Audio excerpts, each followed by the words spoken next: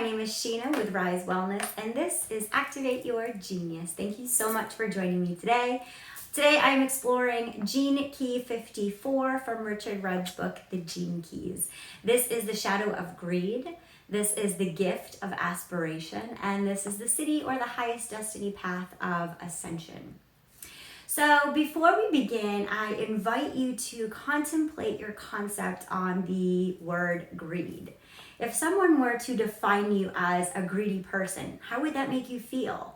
Would you consider that a positive attribute about yourself or maybe a character flaw? I think what's important to recognize, as we've talked about in the other videos, it's that all of these shadows serve a very important purpose in our life. And this shadow, like the others, are a really strong driving force for our evolution. In fact, this gene combined with its programming partner 53, the shadow of immaturity, are the two biggest driving forces in our expansion and evolution. So they're really big motivators, and this shadow is really the fuel that propels you forward. So that's why it's so important to recognize the nectar in all of these shadows. There's nothing inherently bad about being greedy. None of these shadows are right or wrong, they just are. So this one's no different to that. Greed is really, on a shadow frequency, it's the desire for accumulation of wealth, of abundance, of resources. And the reason that it comes from a shadow place, it's because it's really self-obsessed. It really comes from a fear of lack place, a fear of scarcity, that if I don't hoard all of this stuff, I might not get enough. There's not enough for all of us. So that's why the shadow is linked to this type of fear. As we know, if you've checked out any of my other videos, all of the shadows are based in our victim mentality. Where are we playing the victim? This one is rooted in the fear of just not having enough resources to get up the ladder or to evolve past to a higher state, a more comfortable lifestyle, whatever that looks like for you. So the shadow of greed is really just, honestly, it's drive without trust. Greed doesn't have any faith in the people out there. It's very competitive. It's very self-seeking. It's very, just really untrustworthy. It's really, as we'll come to find out, it's really aspiration without trust. So when we come to this shadow, this is part of the ring of seeking. As I quickly mentioned, I've got some other videos out there that I'd love for you to check out, and especially in conjunction with this one would be Gene Key 53. This is the shadow of immaturity, and this is the gift of expansion. And we'll see how these kind of play out together. And whether you watch this one first or the other one first really doesn't make a difference. But to give you a well-rounded picture of how they complement each other, I would definitely recommend checking out that video as well. So the other shadows that are included with the ring of seeking is the shadow of dullness, of provocation, of stress, immaturity, dissatisfaction, and this one, greed.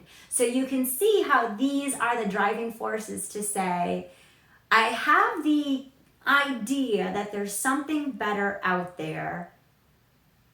I'm really not feeling fulfilled with what I'm doing now. So there's this little light inside me that says, keep propelling forward, keep going to the next thing. There's something greater. I can sort of feel it in my body, and I want to move towards that place. So this is literally one of the biggest drivers of our humanity. It's one of our biggest motivators to getting out of our stuck place and doing something bigger than us. And really, when we talk about the shadow of greed, it's really, like I said, self-serving. It's how can we acquire more resources and tools so that we can get up the ladder. Now, one of the things that's really interesting about this passage, the hexagram name, according to the I Ching, is the Marrying Maiden, which really tells you a lot about this gene. or really this whole passage of this gene. And the Marrying Maiden, according to the Chinese philosophy, is the woman, the mistress, that marries a married man. And she does this to keep the people around her close. She builds a trust with her network, her family, so that at one point she can rise to be empress. So is she greedy for doing this? Is she resourceful for doing this? However you want to judge this concept, this is the same idea that we see in business of sleeping our way to the top. It's, in some aspect, it's paying off this person here, it's bartering over here, it's using our networking skills to pat this person's back over here. It's all of our way to ascend to the top. So instead of coming to a place of judgment about this gene, I invite you just to explore where that drive is coming from, where that momentum is coming from, to say, I can offer greater service or a higher good for all if I have more resources. So this gene, this shadow of greed, is a collection of resources in order to give back, in order to do something more. So the primal energy for this gene was essential for our survival. As I've mentioned in some of the other videos, we will eventually get beyond the place where we're so rooted in fear, but we're not there yet. So we have to honor the fact that we're on that trajectory, that reptilian mindset is still a very big part of our life, and it's just the survival of the fittest concept. And this plays right into it, is if I have more, I can do more. So there's really nothing bad about it, it just is. So what's interesting about the 54th gene is this is all about effort, this is about putting in the work. And the programming partner, so the programming partner is always on the other side of the spectrum. So they complement one another. Sometimes they complement one another because they're total opposites. So when we talked about gene key 53, this is the gift of abundance, or this is the highest destiny of superabundance, and this is the gift of expansion. Expansion comes when we slow down, when we move slower, we meditate, we take deeper breaths, we mature through that process of slowing down and coming to a place of stillness. Expansion just happens. It's completely effortless. It just needs us to slow down to receive it. This is the opposite of that. Ascension is actually a physical transmutation that happens in your body in the highest destiny path, and it requires tons of effort. So this gene really requires you to put the work in. It's a really physical gene. As we'll learn in the Siddhi state, it's truly a physical transformation that takes place. So we often think about greed as it applies to us on an individual basis. But what we have to recognize with all of these genes, that we are coming to an evolved place that takes our I into the collective we. So because of that, we have to think of that in terms of greed also, where it's not just our focus on the individual, but it's our focus on the collective. Therefore, through this, we see more and more business models that are approaching that have a focus on service to others, giving back. There's this new paradigm shift that's happening where people are taking money from one place and relocating it to another place where there's less than. What I think about this is like, gosh, there's so many brands out there, but I think I don't even want to say the older ones, but maybe a common one that we might think about is the brand Tom's, the shoe brand, that for every purchase of a pair of shoes, they go off to give another pair of shoes to someone less fortunate. So this business model is greed in the higher frequency of aspiration. This is saying, let's come out of the place that I hoard all of the things for myself and I have evolved enough to want to give them back.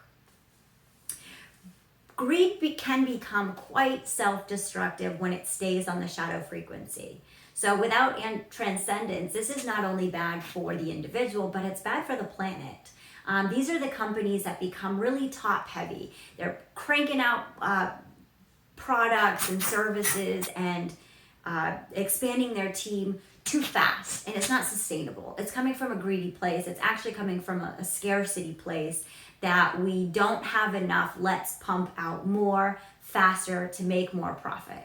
It's not considering the collective evolution, transcendence as a whole. So we talked a little bit about this in the last video, Gene Key 53. So at some point, you have to acknowledge the point in which you have enough and it's time to do something more with it. So, we think of even like Oprah Winfrey. I mean, she's got more money than God at this point. And at some point, in her recognition of that, she began this podcast called Super Soul Sundays. And now she has this podcast where she interviews and chats with these spiritual guides and teachers. And she is doing this as a way to expand the consciousness of those who listen. She's already gained the huge market of followers. She already has the material abundance, the success, the fame, the notoriety. Is that a word? The acclaim. And now she's putting herself more into a spiritual practice. And that's what the evolution of this gene is. It's when we go outside of the material and more into the spiritual. So this is a really natural process for anyone who has achieved wealth and stability to now look beyond what I can do for myself and how can I actually give back and serve others. If a society doesn't mature, it's going to keep draining all of the natural resources that we have. It's going to continue to be really destructive and damaging for the environment. So one of the characteristics from somebody that's operating from a shadow frequency, these are the people that not only want to be materially wealthy, but they want to appear materially wealthy. They want to look the part. So, they're driving the expensive cars, they've got the flashy designer handbags, on and on and on and on and on. They really want to be perceived as someone who has accumulated a material abundance. So one of the things that's important to wrap our minds around is that there's a really fine line between greed and aspiration. And greed is really just, as I kind of touched on before, it's just the aspiration without the trust. It doesn't believe its allies. It's so self-seeking that it projects it onto others and imagines that everything around it is self-seeking too. So it doesn't really trust. Greed will compromise its own integrity in a second to get what it wants. And when we think about greed, we have to think about it more than just the accumulation of wealth. We're greedy in our relationships. We're greedy with our heart and our love. We're greedy with our time. We're greedy with all of our natural resources. So it's not just the materialism. It's, in a lot of ways, it's greedy with our time, our energy, and our relationships. But once we mature this, our greed eventually expands and raises its frequency to a place of aspiration. The aspiration is always sitting there in, like the diamond in the coal, it's always sitting there in the greedy place. It wants more for a higher purpose. So, we always hear that description, money can't buy happiness. Well, this is really the biofeedback loop in this gene, is that conundrum of, wait, can money buy happiness? I know that I'd be a lot happier if I had clean water and a bed to lie in and clothes to wear and, toothbrush to brush my teeth, I mean, those resources would make me feel a little bit more comfortable. So is there something wrong with that? No, absolutely. You have to have your needs met. In fact, one of the things that I think is so important to highlight is that because of our reptilian mindset, because of that survival of the brain, survival of the fittest brain that we have, we don't actually get ourselves out of fight or flight until we have our needs met, until we feel safe enough to do the work, to go within. All of these shadows, when they go into a higher frequency, are all about cutting the victim mentality off, stopping with the external validation, and finding the resources inside. We need to feel safe enough so that we can journey inwards and know that we're going to be okay. So just another reminder, if someone were to categorize you as greedy, or, if this is something that you see projected out onto others, and if you're projecting this, there is some unhealed part of you that still needs some healing. It needs some attention. But if you are having judgment around the idea of greed, cut yourself a break. Give yourself some love and compassion the same way that you would give your family or a loved one. There is still a desire for more in here, but you have to have your needs met first. It's important. And, as Richard Rudd says, at some points in our life, we have to be selfish because that's where the healing journey begins. If you've met anybody that has gone through fighting an addiction, so many of them will say they have to be really selfish about their sobriety, about their recovery, because nothing else is going to have an impact on anyone's life if they don't tend to their own healing. They don't have a chance at being successful or having successful relationships with others if they don't always put their sobriety at the forefront. So the greed really comes from a fear. It's a fear that fuels this need for material possessions. So as everything is evolving, as our awareness as we're adding this awareness to our consciousness, we are relinquishing our ties on our greed. And so naturally through this process, as a collective, we're becoming more spiritual. We're loosening our ties on some of the material things, and you're starting to see a lot more holistic wellness businesses coming up. A lot more businesses that put service at the core. And this might be service to the employees that work there, which will in turn benefit all of the consumers, the customers, the clients. So in a repressive nature, this shadow is about the repression of ambition. These are the people who are so afraid of their dreams not coming true that they don't even have them. These people are suppressing their dreams, their goals, and like we talked about in Gene Key 53, it takes a lot of energy to suppress something that's natural inside of us. It's our natural evolution to expand our consciousness. We came from pure consciousness. We're eventually going to go back to that. Our whole cycle, our whole life is a process returning back to that. We always see like the pendulum always swings one way and then it swings the other one. So to repress your dreams is actually pretty damaging to your psyche. These are the people that will eventually usually end up having a lot of depression.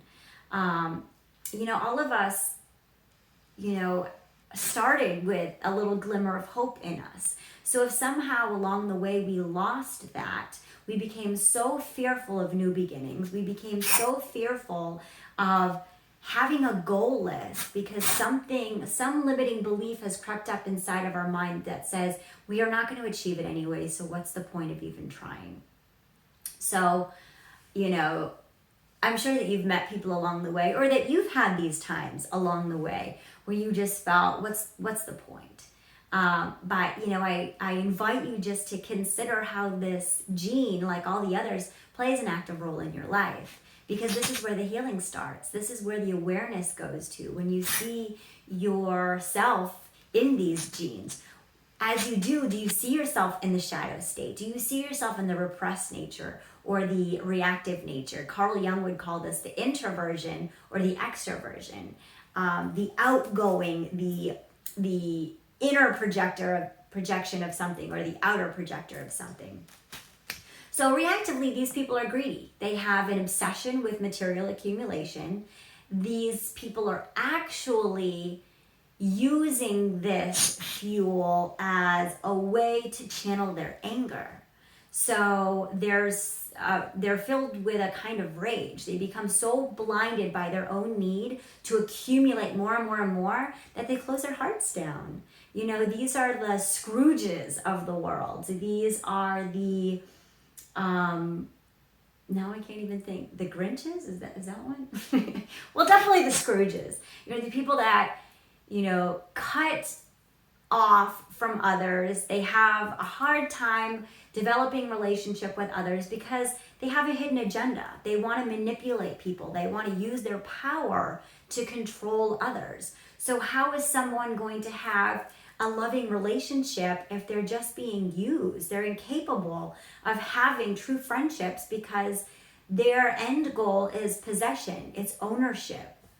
So really, these people lack the feelings that their lives are of any benefit to others. They might have this accumulation of power, of wealth, of resources, but they don't feel fulfilled. They're not satisfied. Their hearts are closed off. They have a really hard time having a relationship to others. So as we kind of mentioned before, the 54th gift of aspiration, this is the Marrying Maiden, is what they called it in the hexagram name. This is the mistress who sleeps her way to the top. This is the person, the maiden, who tries to find her way in the family hierarchy, because eventually she wants to become the empress. So she keeps her circle close to her. She uses her resources around her to keep gaining momentum into the higher states. This is the trust that she has for others, that others have for her, that eventually lead to her continual ascension. So aspiration here refers to the energy to aspire to something beyond the material realm. So as I mentioned before, this is the passage of going from the inward, I need, I want, I'm self-obsessed, to the we is, if I have more, I can do more, I can serve more. So if you look at any of the 12-step groups out there, the recovery groups, whether it's codependency or alcohol or NA, Narcotics Anonymous, in any 12-step group, and really in any teaching, you come to a place of working your steps through your own inward healing journey. And then at the end of that cycle, it comes to a place of serving others. So if you're doing the work starts with going inward and then eventually teaching others the gifts that you've learned.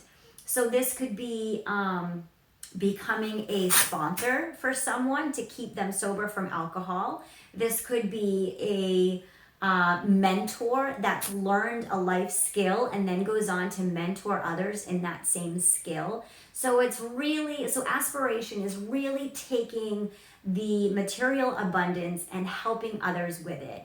This, like I said, the shadow of these genes always has a little nectar in it, and this one contains a seed of higher consciousness. If I raise my vibration, if I elevate my consciousness, I then understand the real concept of how we're fractals of the same one, and I know it's to the benefit of humanity to help others raise their consciousness too. And honestly, that's why I love doing these videos. That's why I love for them to be free, because I know that as I raise my vibration, I want to see it projected outwards. You know, some of our projections don't have to come from a negative place. It's, I feel good, I feel full of peace. why wouldn't I want my fellow brothers and sisters to feel that peace as well? So if I can raise others' vibration through this awareness, Eckhart Tolle says, awareness is really or consciousness is really adding awareness to the ego. Ego is simply just unawareness. So as we add the consciousness, we start to lessen the grip of the ego on us. It's just a natural process of falling off. It's just a natural illumination within. We cast light upon our shadows by knowing what they are, how they're described, how they show up in an introvert and an extrovert. We see the same lessons in nature. When we think about a fruit tree, you've got the flowers, the fruit, and the twigs. The flowers fall, they provide nutrients to the earth. Those nutrients create the new life in the spring for the tree. It's this cycle, and we are that same part of nature. As we raise our consciousness, as we acquire these gifts, this fruit, we put this fruit back out into the earth. This nourishes humanity, and it gives back to us. So the 54th gift knows true expansion because it wants to cooperate with others. It does have this trust. It does have this belief that I know my people, I find my people, I can find my tribe, I can find other organizations that are in alignment with us. So the more they know people who raise their consciousness, the more they can impact the collective energy because they're naturally evolving to see the new phenomenon of holistic business. And this is putting service beyond profit. And everybody prospers with these new business models.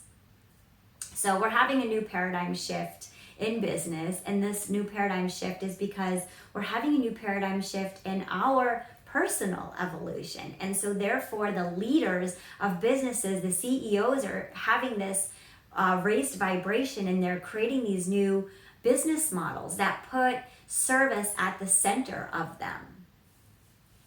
So at a genetic level, memory is stored in the liquid of our cells. So in another Gene Key video that I did, we talked about vaporizing the victim. We come back to this concept of this vapor. We'll talk more about Kundalini energy is this fire, but it's really this vaporization. And this vapor in our cells actually puts off these subtle pheromones. So these subtle pheromones might not be super noticeable to everyone, but there's an olfactory to people's vibration. So this is why it's really important, especially for people that have this gift, to start their relationships face to face or do their business business meetings, signing contracts, having business deals in person. Because once you get in the proximity of these other people that you're looking to do business with, or these other relationships that you're looking to enter in, you get the subtle vibe of, is this person operating from a fear place?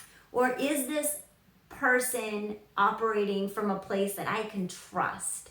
I have faith that we have similar visions, we're on a similar trajectory, that this relationship is healthy for us. It's something that this business partnership has no hidden agendas. It has the same agenda. It's totally transparent. We know why we're doing what we're doing because we're offering something better for the world.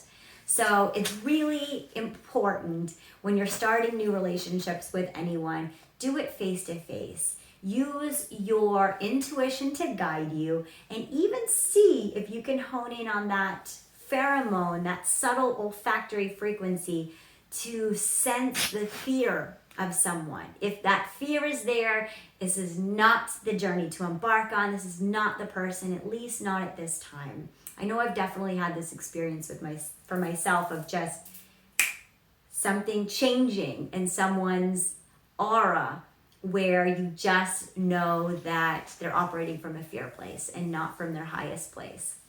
You don't have to have any judgment about it, it just is.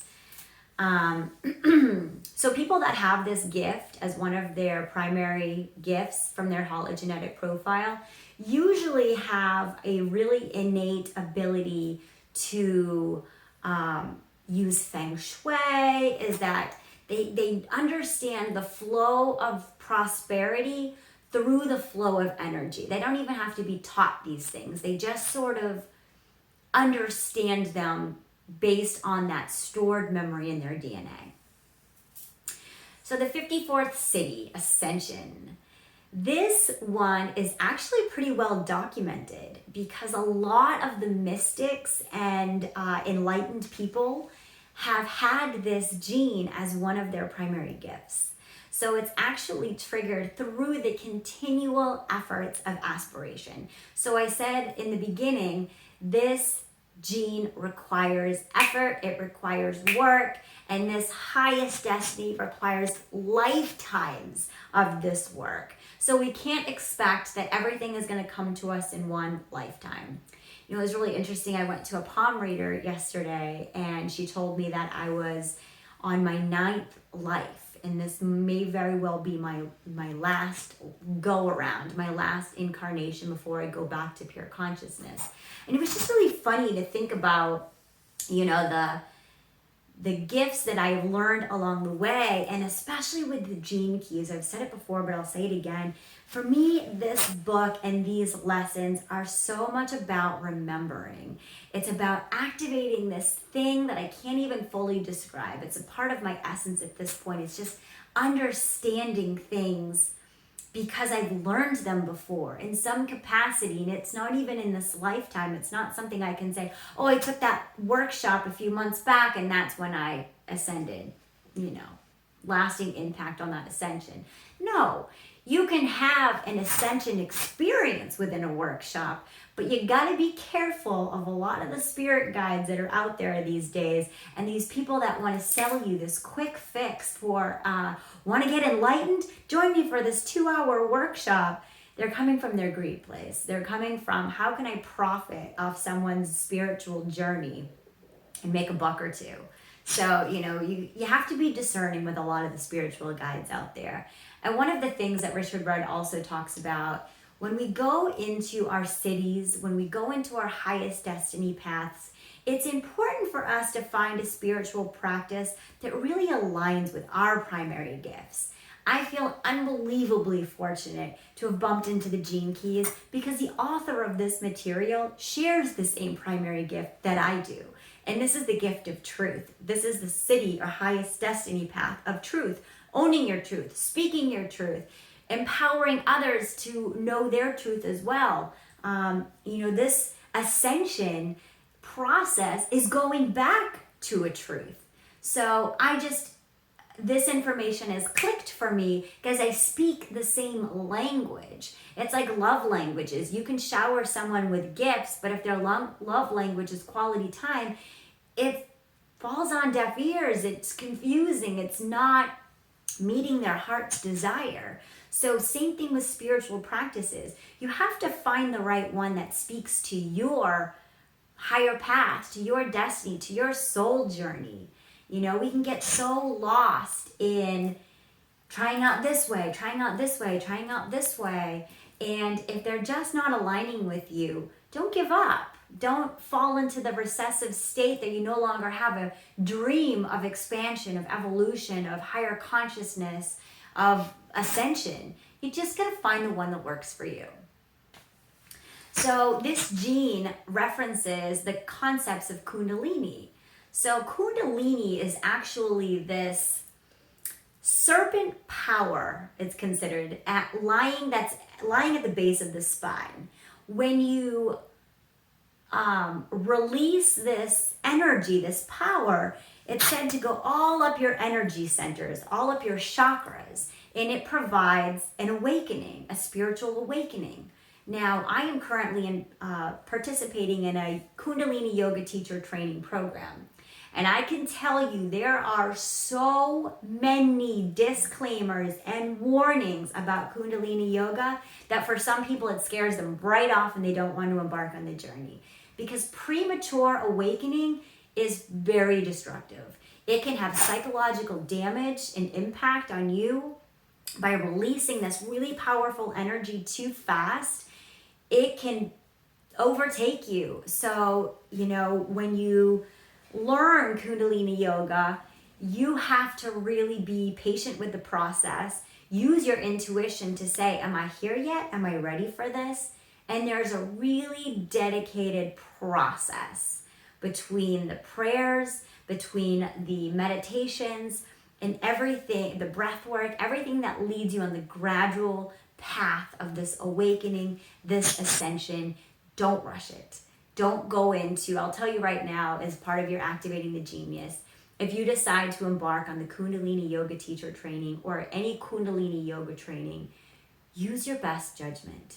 Meet with the teacher, or maybe go on the website and look at the face of the teacher. Sometimes we get senses about people when we see them. It's not a judgment. It comes from our intuitive feelings of safety. Just like you would with a therapist. Before you started paying thousands of dollars on a therapist, wouldn't you want to have a consultation for 10 minutes? Do I jive with this person? Do I speak the same language? Do I feel like this person is here to serve a greater power coming from a high vibration, or because I'm joining a cult and I want to get everybody brainwashed to follow their program? I hate to say it, but there's so many programs running out there. You just have to be discerning about picking the right one. So true ascension is activated automatically through the lower frequencies of aspiration. Like I said, it's a continual process, and it may never happen in your lifetime. But guess what? Eventually, everyone ascends. So sit back, chill, relax, work on your healing, work on noticing how greed shows up in your body. You might not raise your frequency to ascension in this lifetime. That's okay. You'll get another go at it. It's fine. There's no judgment. Like we talked about with Gene Key 53, immaturity just happens over a period of time. Somebody at 16 might be more mature than somebody at 35. Why would we judge that? How does that serve anyone to project these these fears onto others of, what if I don't get there? What if I don't get there in time? It's a bunch of bullshit. You're on your own journey. Everything's going to happen in your own time. There is no right or wrong. Just put in the work to heal, to operate with an open heart, and effortlessly you'll expand, you'll elevate your consciousness. Once you get to that elevated consciousness, once you start operating at your gift frequencies, that's when you put the work in. That's when you say, okay, I feel safe enough. I've done a lot of the work on healing the inner parts of me. Now I feel confident going to a higher frequency. Now maybe I start the practice of the Kundalini yoga. Maybe I start the practice of energy healing, whatever that looks like for you. So I always have something that will evoke in me whenever I'm doing these passages. And what really stood out to me in my contemplation with this gene this week was my relationship with greed and my relationship to relationships. As I mentioned before, when we are thinking about greed, it might not just be in a material accumulation of goods, but it might be in how greedy are we with our relationships, our time, our body, this, that, and the other. So when I went to the palm reader that I mentioned earlier, she told me that I was, at some point in my life, very fertile and destined to have 8 children, 7 girls and 1 boy. I was like, holy Hannah, and I'm in my late 30s and I don't have any children. And she offered a lot of her own opinions in my palm reading, to be totally honest with you. And she said to me, it would be very selfish of me to want to procreate at my age. How does that serve others? How would that serve a child? That would be really greedy of me to want that for myself. And part of me wanted to slap a bitch. I'm not going to lie to you. I think that all of us have to be really honest with ourselves Is this serving me? Is my growth able to expand and serve others? And that means, is being a mother a service that I can offer the world, a service that I can offer my family? And it made me really sit back and contemplate that for a while. Is me wanting to have a child, and I don't know if I will or if I won't. I don't know. We'll see what happens. We'll see how the chips land. But I had to be honest that it really rubbed me the wrong way for someone to say that it was coming from a selfish, greedy place for me to want to procreate. And I had to spend all day finding my victim. Where is it playing the victim now? I met a guy that I would absolutely have had children with, but the timing wasn't right. And I had to look at the timing of that to say, well, if the timing isn't right, does that mean he's not right? Or does it mean that being a mother isn't right? And all of these thoughts were going through my mind, and I had to get really honest with myself to say,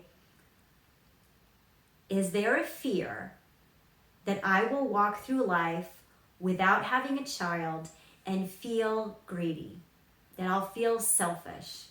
So it's funny that this woman is telling me that it's selfish to have a baby. And I have this inward fear.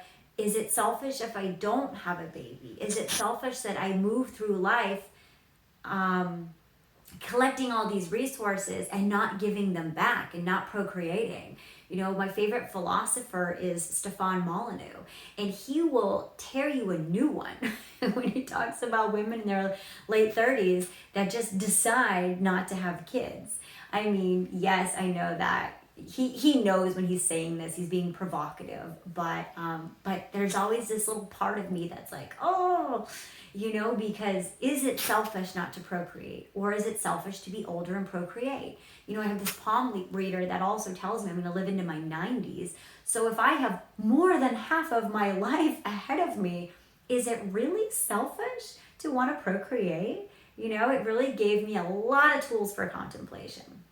So, even in my Kundalini yoga teacher training, one of the big questions that they start off with asking is, why do you want to release this energy? And why do you want to teach others to release this energy? Are you starting a cult? Are you trying to raise consciousness? What is at the root of it? Is it coming from a raised vibration, or is it coming from a scarcity place? Is it coming from a greed place? Is it coming from a selfish place where you want to possess and control and manipulate others and situations?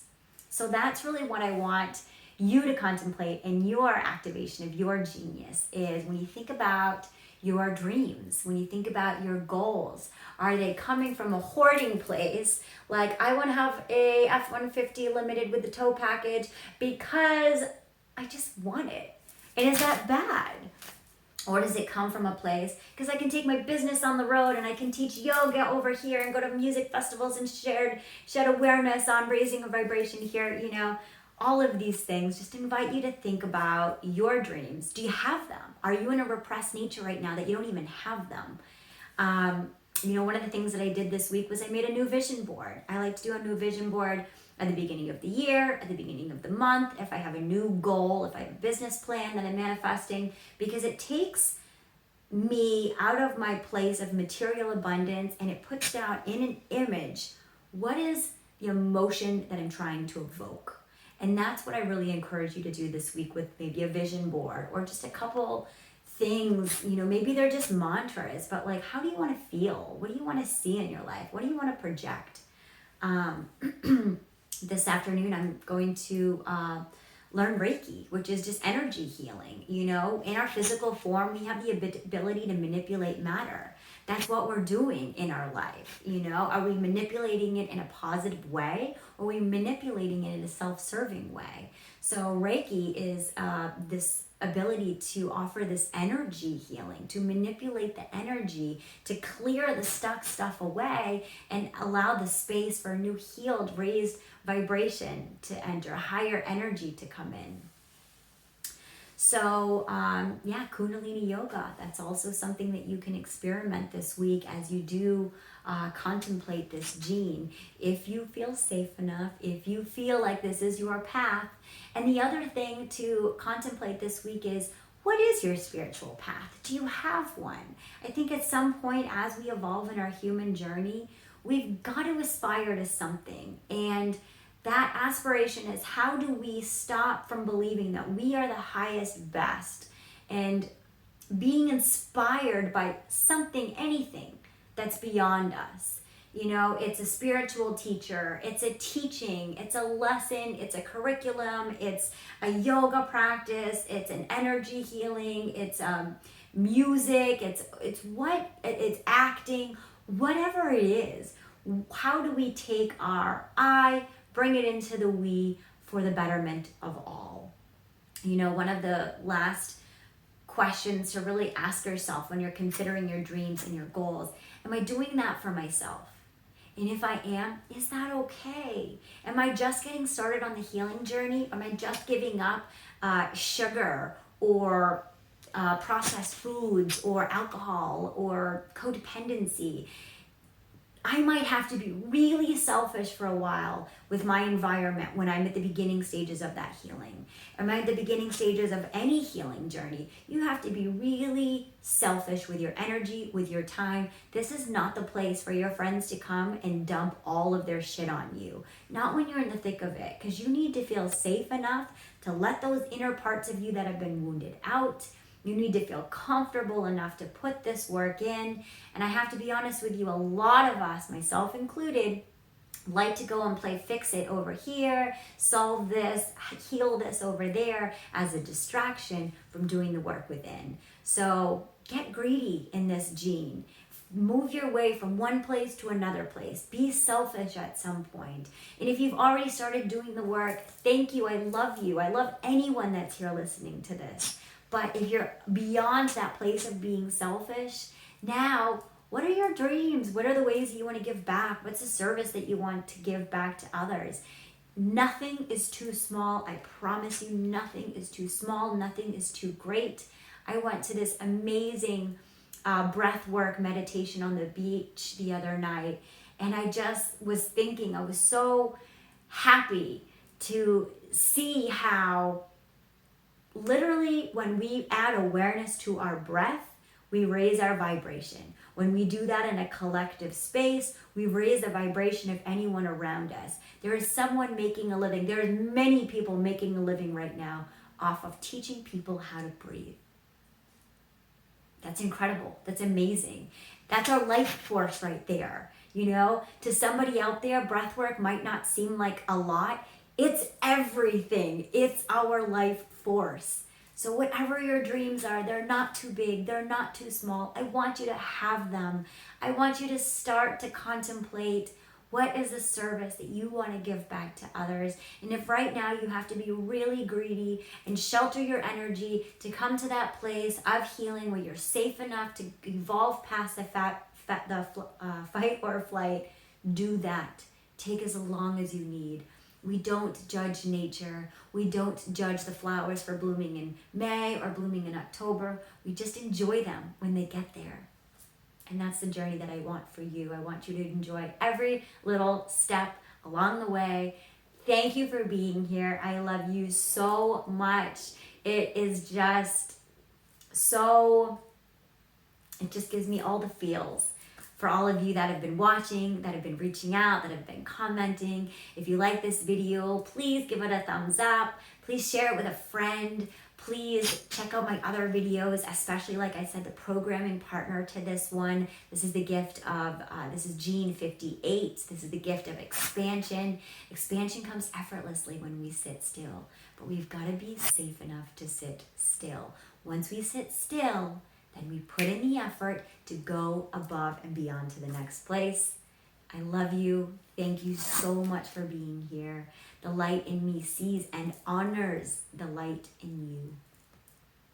Namaste.